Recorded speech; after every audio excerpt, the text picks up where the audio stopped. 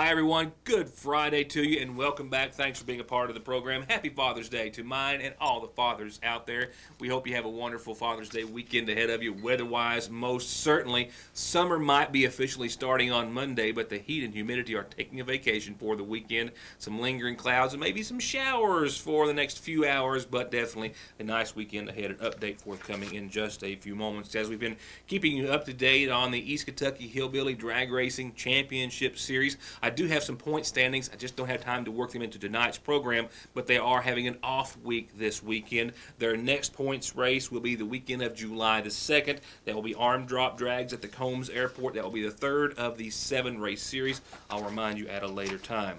An armed robbery in McGoffin County this morning. I'll show you an exclusive photograph of the suspect. We'll talk with the one who was held at gunpoint and local law enforcement in just a few moments, and I've got other headlines to work into the program tonight.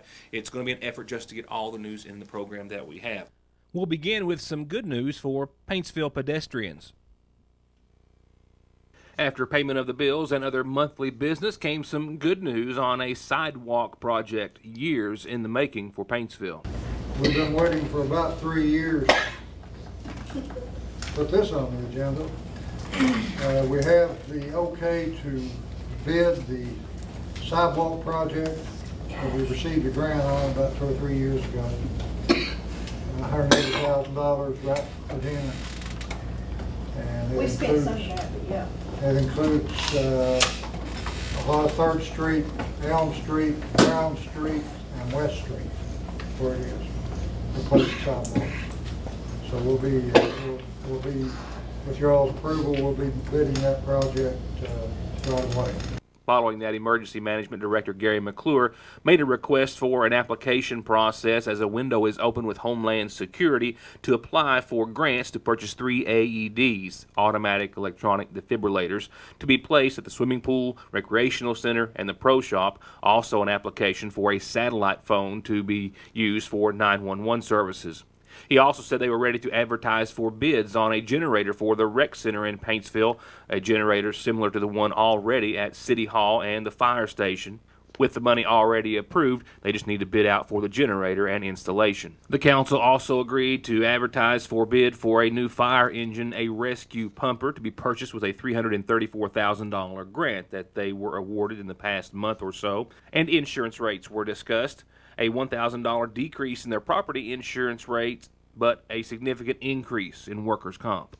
Same insurance company we had last year. And KLC is the workers' comp carrier, the only one that gave us a quote, and that went up about $40,000. And that is directly related to the experience modification. Experience mod. And we've had multiple workers' comp claims. You're going to explain that. Yeah, that's all I'm asking. I'll go through it real quick, and I just want to give you a brief overlook. It wasn't that Wright was the only insurance company that I sent it out to.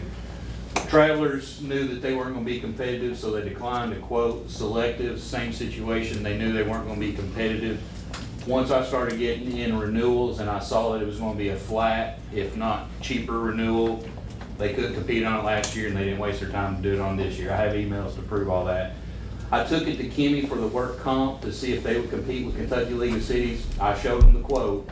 Once you get above a 1.43 E-mod, so what that means is when you have work comp claims, basically you start it even, you start at 1. Okay, if you have very few claims, that modification will go down from 1 to like a 0.8 or 0.9. We're at a 1.43. That means that the claims were what's driving this rate up. Once it got above a 1.4, so you see that 0.4 is really a debit. They're charging that extra 0.4 because of the claims. Once we got above a 1.4, Kimmy could not be competitive because anything above a 1.4, they can't get credits. So I sent it to them, they couldn't do it. I'll say one of the good things that I will say about this is with the package, this will be 3 years in a row that we've effectively lowered your package. I can almost guarantee that that's never ever happened. And I would almost guarantee it's probably never happened 2 years in a row. So 3 years in a row, we've been able to do that. I've gone out and created competition amongst these companies like I said I would do, and that's the reason it stayed flat. And due to, y'all didn't have a lot of claims last year on the package, so kudos to you guys on that. So that's what it is, and. So ours, you're saying the workman's comp is 1.43 because we've had a number of claims? We've had a number of claims, and it's primarily driven by the ambulance. After more discussion, the council approved the increase and the premium of $363,301. And following that and other financial matters, the second reading of the budget for the city of Paintsville, with the only real discussion or concern expressed centered around concern of the Paintsville City Golf Course. Councilman Sean Thompson drawing attention to the annual loss to the city of about $100,000. Regardless, ultimately it comes down to, I think, a couple factors within this budget that the council at some point is going to have to address, and not today, but at some point. And one is the golf course. I mean, financially, I don't believe, that without continuing a tax increase on the citizens of Paintsville, that the city by itself can continue to support the golf course. And I've looked through it, I honestly do, and I mean, the mayor and I may disagree, but, that's all part of it, but I don't know. I mean, I almost would be of the opinion that the golf course is separated from the city government, and either some other solutions looked at, maybe a private individual, or that the tourism, Paintsville tourism, completely takes it over. But as far as tourism goes, it's one of the best places you got. Well, it's. Then tourism should But I agree with that. Okay. And I don't know how we get them to do that, but I agree 100% that they should take it off. I mentioned that in your meeting, David, and there were some influential golf course people in here, and they even agreed with me. I mean, they said they were sitting right back there in the chairs, and they even agreed. They said, we don't have any problem with the tourism taking it over. I said, that's fine. And I agree with you, Sean. I mean, we have to do something. I understand. I mean, and I have no problem with It's golf an course. asset. It is. I'm not saying you do. I'm just saying, I agree with you both. But I'm saying that's just like your home place out here instead of everything that they're supporting. I think they should support the golf course 100% like they do it, pretty much. Well, let me say this, that would be my suggestion, and I'm not. Yeah, and I wouldn't look for I'm resolution. not arguing with anything that they said, but I think if we expect them to do that we should give them a couple of years' notice or something of that nature, so they can rearrange their finances in order to handle it themselves. Following more discussion, they did pass the second reading of the budget with the intent of discussing the golf course at another meeting. Up next was Paintsville Utilities on a couple of different topics. First, requesting approval for financing of some $607,000 to make repairs to the sewer plant.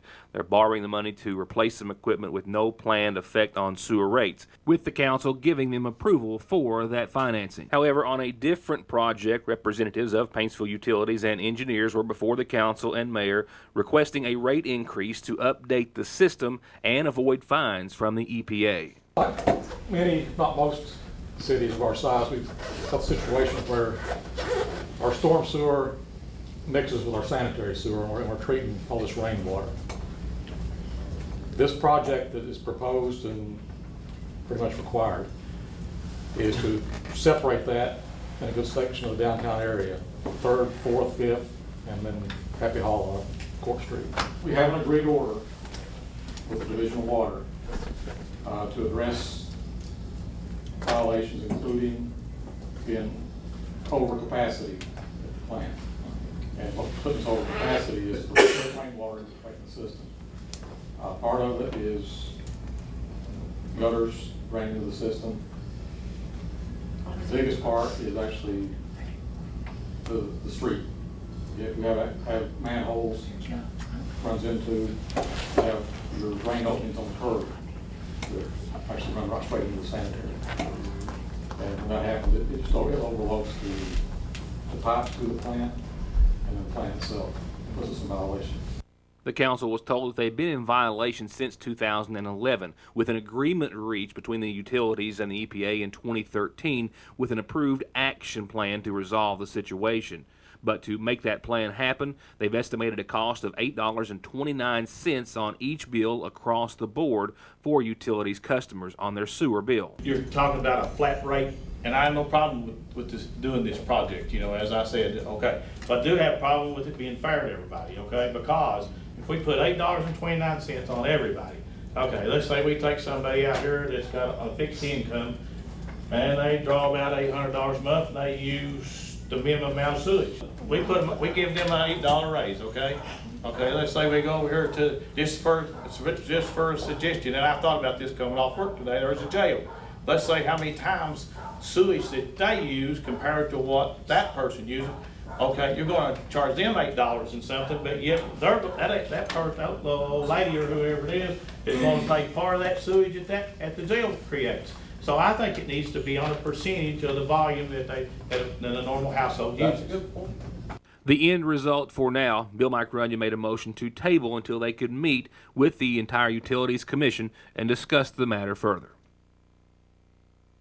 And in a somewhat related story, an update on the pretrial hearing yesterday for Paintsville Mayor Bob Porter. With the matter pending for consideration of the United States' motion to sever defendant Euless Crace's jury trial from that of Robert Porter, Crace responded to that, indicating that he did not object to the government's motion. The court reviewed the matter and concluded that Porter's interest in a speedy trial outweighs the public and the court's interest in trying Crace and Porter jointly. Therefore, they ordered that the motion to sever was granted, and after a pretrial hearing in which both defendants were requested and were present before the court yesterday, the trial was scheduled to continue as it was. The matter is still set for trial Tuesday, July the 12th at 9 a.m. in Pikeville, with the trial expected to take 7 to 8 days. I'll be right back. For high-speed internet starting at 15 meg for all of your gaming, movie, home, and business solutions, or to watch TV, including your favorite local channels without a contract, with hundreds of channels and digital and HD quality, and to stay connected 24/7 with friends and family, a direct line to 911, or to give your business the link it needs, choose telephone service you know is always there. Just click on their link on this site to find out how affordable the latest technology in communications can be. Foothills Communications. An armed robbery this morning in McGoffin County. Yes, indeed, a McGoffin County business was held up at gunpoint this morning, and it has left the owners and local authorities looking for a suspect who may, at this very moment, along with you, be realizing that he was caught on camera, not during the masked and armed robbery, but moments prior to putting a bandana over his face and then going into the J&J General Store, which sits on Route 7, across from where the old John T. Arnott School used to sit, owned by John and June Montgomery, who were both inside the store, John waiting on another customer when the suspect walked in. Well, I was standing behind the counter here, and he came in, waiting on a customer. He came in with a gun. He had a face mask, a little bandana, and demanded cash. So I gave him cash out of the register. Got a carton of cigarettes and some beef jerky. So he must have been hungry and broke and needing a cigarette. He ran out and exited out toward the fire department.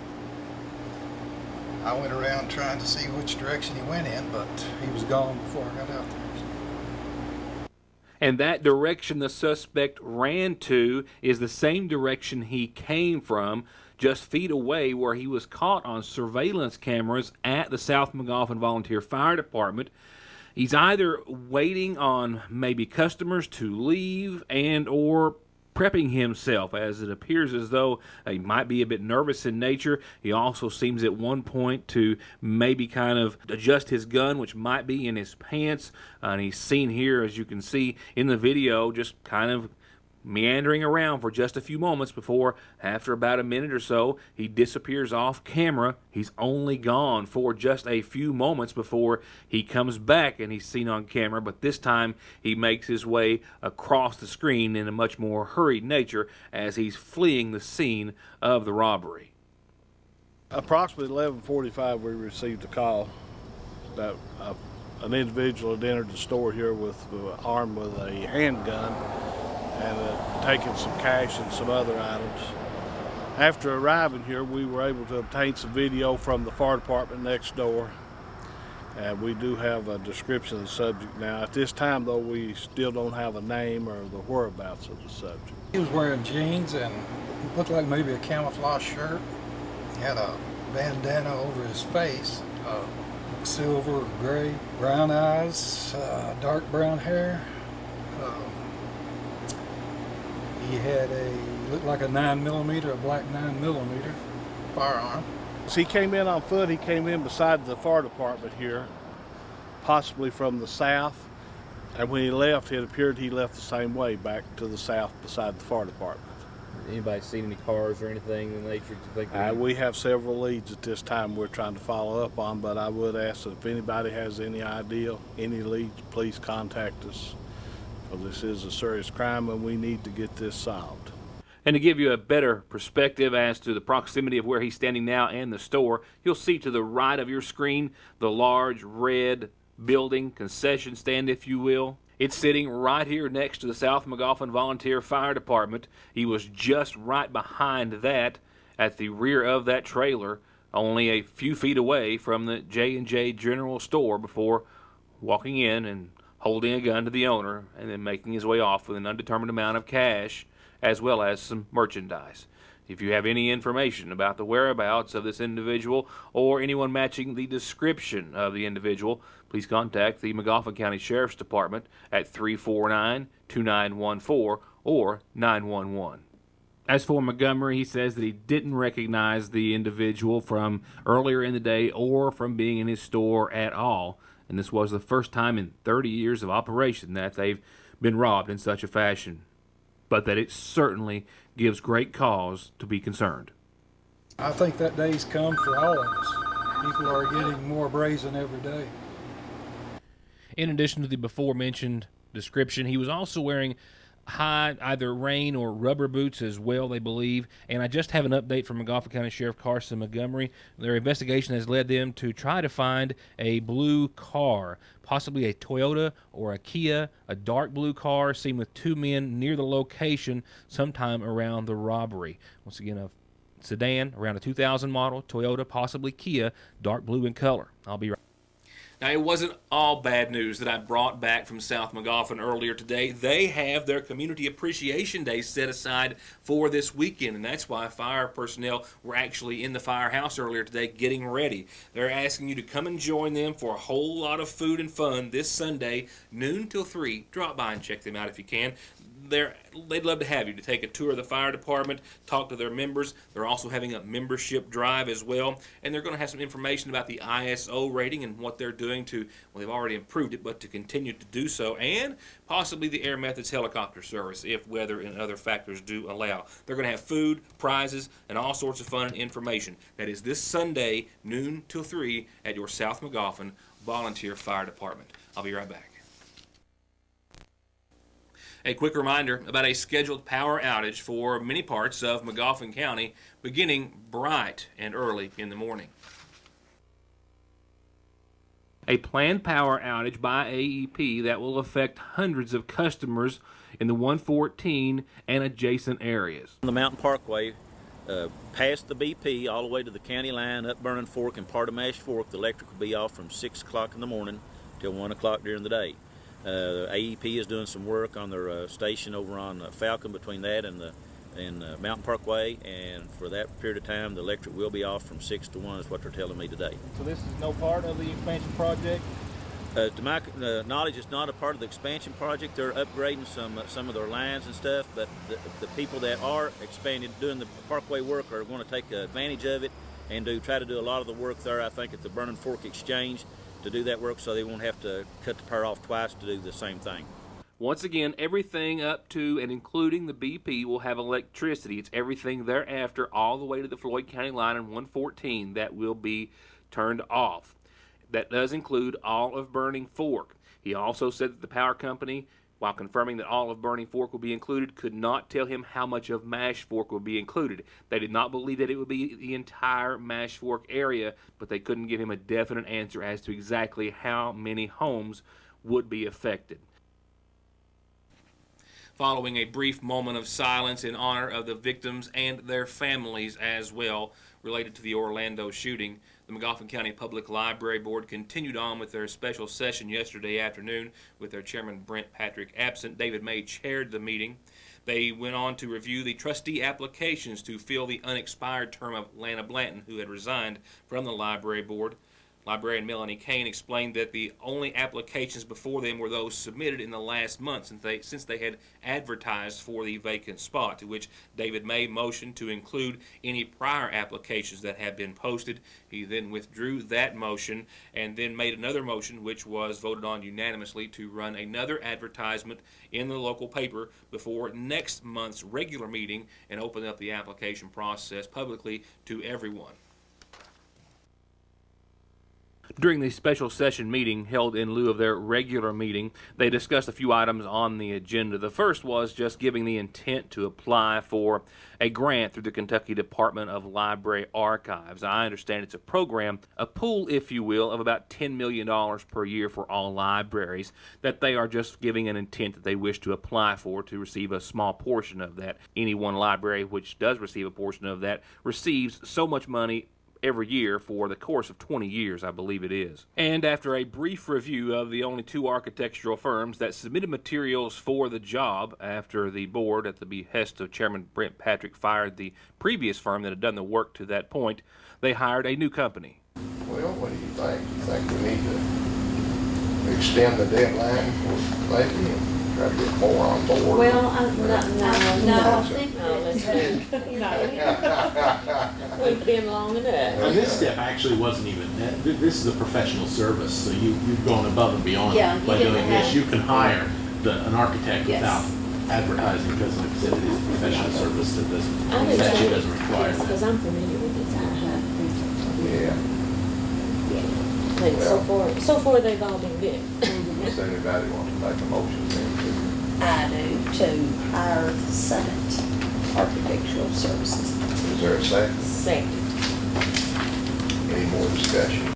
And an update from the bonding company on their bonding potential in other financial matters. In a review, said Mr. Skinner, of the $144,000 that was put into the general fund last year, he estimated the library board has a bonding potential of about $1.942 million, but he also indicated that number could be higher should they decide they needed more money to build a new library. The board has already called another special session meeting. It's set for this coming Monday at noon. Items on the agenda include new business of the architect, discussion of the budget, and restrooms. Just a couple of special announcements on tonight's community calendar, brought to you by McGoffin Farm Bureau. Mom, in this case, is Michelle Robbins. Happy 39th birthday, Mom Michelle Robbins. Today, love Alicia, Bell, and Dalton. Happy birthday, happy 39th, once again, to Michelle Robbins. And I've got another special wish that goes out just a bit early, as their anniversary is Sunday. So a bit early, but a very happy anniversary, I'm told to say, to Rodney and Dorothy Minix. A whole lot of love from a whole lot of family and friends.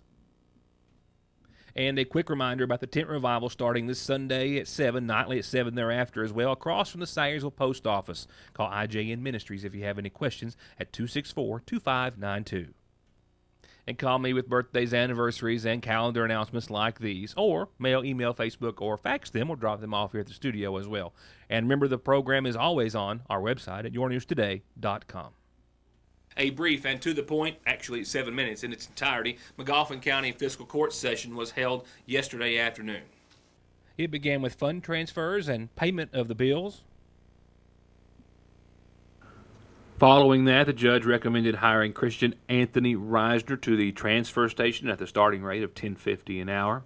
And he acknowledged the new warning siren at the McGoffin County Rescue Squad we spoke of earlier this week, with plans on a more organized test so that the public will know what the siren bursts mean, possibly an occasion centered around the 4th of July holiday.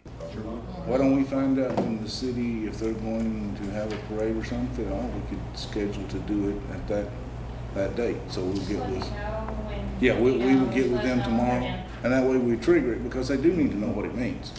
Now our plan, we've already had one approved for north, and our plan is to get one for the south. And then for as long as they will be generous enough to do it, my ultimate goal would be to have one at every fire station. The last discussion followed a request from Magistrate Buck LeMaster to place signage or logos for the county on all county-owned vehicles, to which the judge said that they would get a cost estimate for doing so, and the meeting was adjourned. And we're going to put the cap on this one with a very short but oh so sweet Licking Valley RECC forecast from your National Weather Service and the Your News Today studios. 57 comfortable degrees tonight.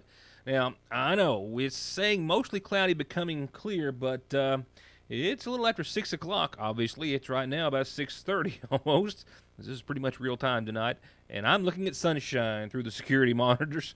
Not outside to enjoy it just yet, but I'm working on it. So becoming clear has already become clear. We'll see tomorrow cool and comfortable, 84, 53, sunny, clear across the board. And for your Father's Day Sunday, 85, 55, sunny, clear, calm across the board. Picture perfect in my book.